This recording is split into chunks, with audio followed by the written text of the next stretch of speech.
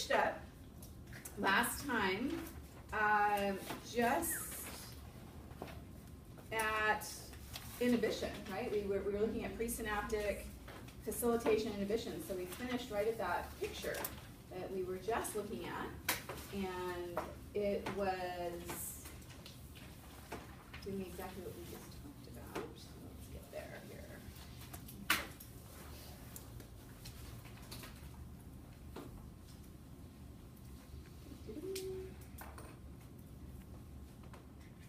Yeah, and we looked at that video. Remember we finished looking at the video? Yes. They're all coming back to you now? And so we were looking at ways that we are creating excitation or inhibition, or both, right? What is that called if we have both excitation and inhibition, or an excitatory and inhibitory activity going on at once? Spatial. Spatial summation. Excellent. You guys did that together. That's fantastic. So it must be a redhead thing. Yeah. Right here. That's a ginger for my Right here. St. Patrick's Day parade next year. All the gingers. Happy chunks of United. joy. All right. So here is a picture just showing you that we can spatially summate. We can also temporally summate. Have a lot of activity from one. A lot of action potentials being shut off from one neuron to another, or spatially summate, so that then we end up with either an excitatory or an inhibitory response. All right, so here is the summary right here of facilitation and inhibition. So facilitation, increased calcium, more vesicles, more neurotransmitter docked and released, so more likely that is going to be an action potential, and even increased because of the increased activity going on presynaptically. And then presynaptic inhibition, decreased calcium, less vesicles of neurotransmitter, less neurotransmitter released, so more likely that we're going into hyperpolarization or inhibition at that point. Fantastic. All right, so we are now moving on to a little different topic, but still the synapse, obviously, and we're looking at specifically neuromodulators and neurotransmitters and looking at the difference between the two of them.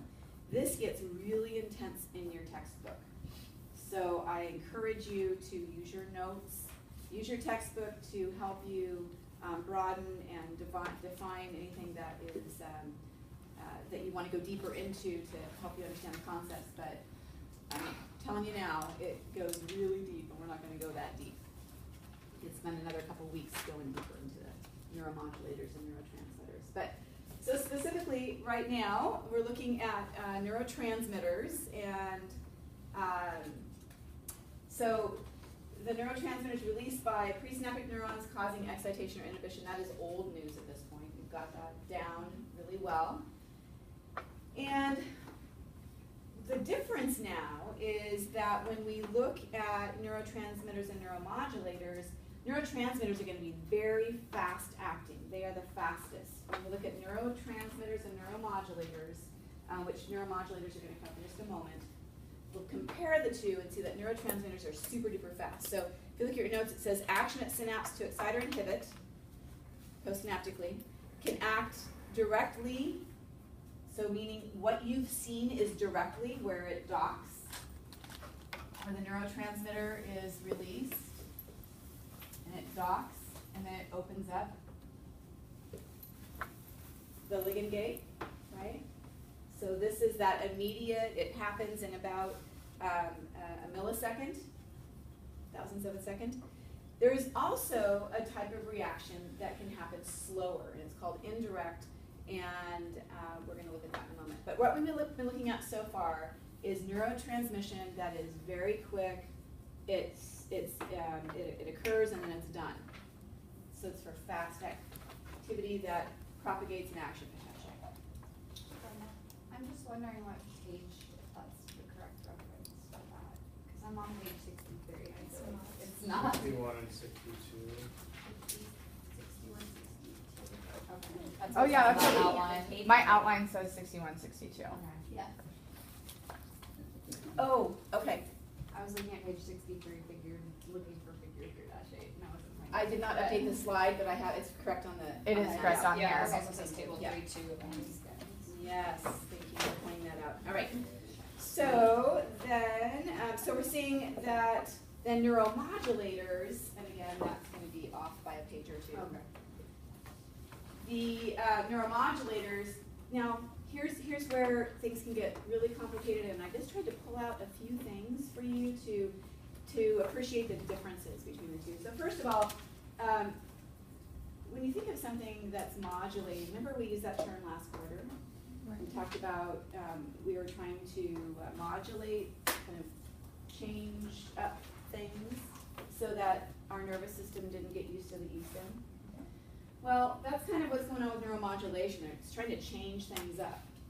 And in doing so, it's going to take longer than a neurotransmitter. It's going to be a process that takes longer because we're trying to change and actually create.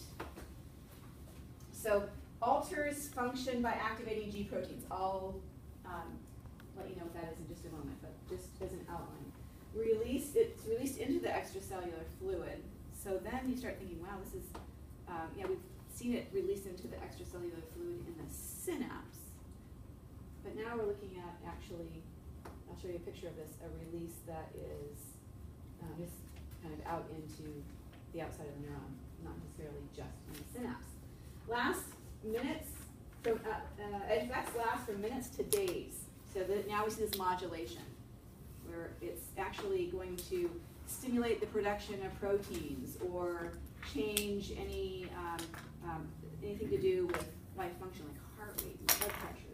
Those are the types of changes we're looking at. A compound may act as both a neuromodulator or neurotransmitter, and this is a big keynote, depending on the site in the nervous system. So acetylcholine, we know, is very specific for muscle, motor units. That is the neurotransmitter, and it helps you know it's fast, right? It's a neurotransmitter that acts for muscles. Now, acetylcholine also works in the central nervous system, and it works as a neuromodulator, so it has a different activity. And what we're going to learn is that, and this is coming up, and so I'm going to repeat it again just a little bit, but what we're going to learn is that the activity of a neurotransmitter or neuromodulator has everything to do with its receptor. Oh. Right? So if you've got a chemical, if you've got acetylcholine that can do various things, something's got to be different. It's not just the fact that it's in the peripheral nervous system and the central nervous system. The key difference is that its receptor is different. It's a different type of shape of a receptor that accepts it and creates something different when they connect. Okay, so it's about the receptor, the action of the neurotransmitter and neuromodulator. It's about the receptor. All right, so now we know we've got neurotransmitters, neuromodulators. In general, neurotransmitters are fast or slow? Fast. Neuromodulators are Slower. slower. Slow or slower? Slower. There's actually both, actually. We will see that we've got some variations even in that. So let's take a look at a few of these modulator transmitters. And I've already mentioned acetylcholine is a neurotransmitter.